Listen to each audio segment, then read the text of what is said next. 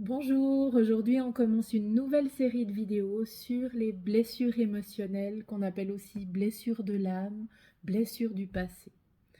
Lise Bourbeau en a beaucoup parlé dans ses ouvrages qui sont en légende si vous avez envie de creuser un peu le sujet. Mais moi je vous explique aujourd'hui ce que c'est, quel impact ça peut avoir sur votre vie, sur notre vie d'adulte et ce qu'on peut faire pour s'en libérer.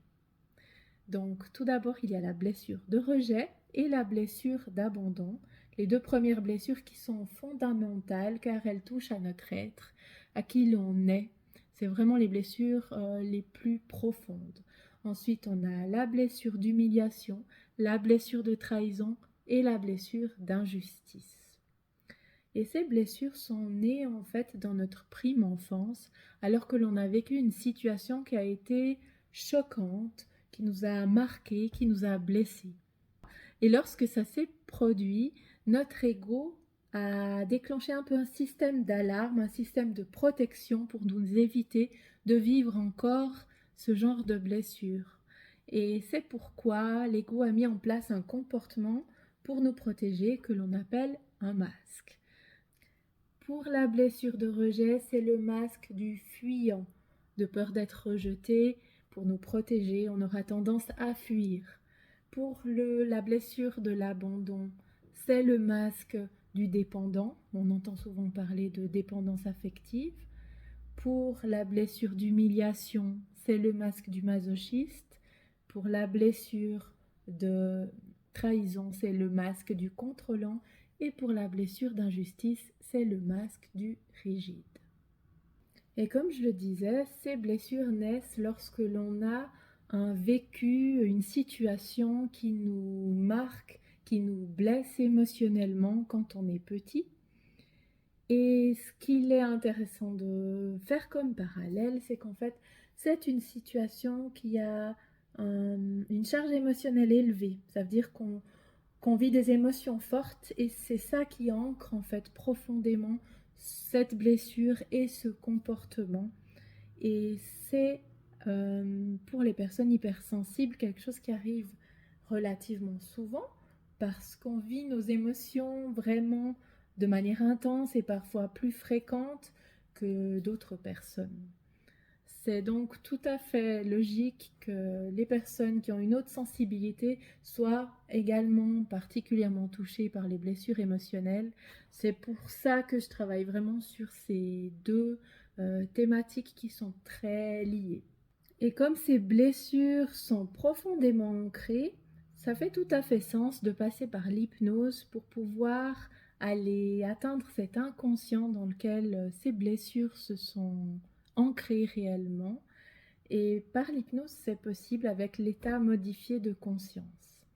On va réussir en faisant une régression hypnotique, ça veut dire qu'on descend dans les souvenirs, à remonter jusqu'au souvenir le plus ancien où est née cette blessure émotionnelle. Et on va réussir à désactiver la charge émotionnelle qui était élevée avec ce souvenir-là pour pouvoir donner des ressources positives et que le comportement ne soit plus ce comportement de protection, ce masque, mais que maintenant, dans l'âge adulte, on arrive à avoir des comportements qui soient plus matures, qui soient plus positifs et constructifs par rapport à ce que l'on recherche. Et donc, progressivement, on arrive à se libérer de ces blessures émotionnelles. Il y a certainement plusieurs autres manières de s'en libérer. Travailler sur le conscient, c'est une chose, on peut faire du coaching et je pense que vraiment c'est bien de faire en parallèle de l'hypnose ou une autre méthode qui permettrait d'aller vraiment travailler sur l'inconscient et sur ce qui est ancré profondément en nous. Si vous avez des questions par rapport à comment se passe une séance d'hypnose, vous pouvez tout à fait vous adresser à n'importe quel hypnothérapeute. Moi, j'y réponds aussi avec grand plaisir. Et si vous avez envie de tester une première séance de libération des blessures émotionnelles, vous pouvez le mettre en commentaire. Je vous envoie un lien offert vers une séance à tester. Ce sera une séance qui est en ligne. Donc, c'est-à-dire que vous n'aurez pas un échange réel avec moi, mais c'est une séance qui vous guide vers une première libération, quelque chose d'assez ouvert, on va dire, pour voir en vous quelle est la blessure qui a l'air d'être encore souvent active et de voir un peu votre enfant intérieur, qu'est-ce qu'il a à vous dire par rapport à ces blessures qui le touchent encore et qui impactent votre vie d'adulte aujourd'hui. Dans les prochains temps, vous aurez droit à d'autres vidéos sur les blessures émotionnelles. On va entrer plus en détail dans chaque blessure. Donc continuez à suivre le compte, abonnez-vous si ce n'est pas encore fait.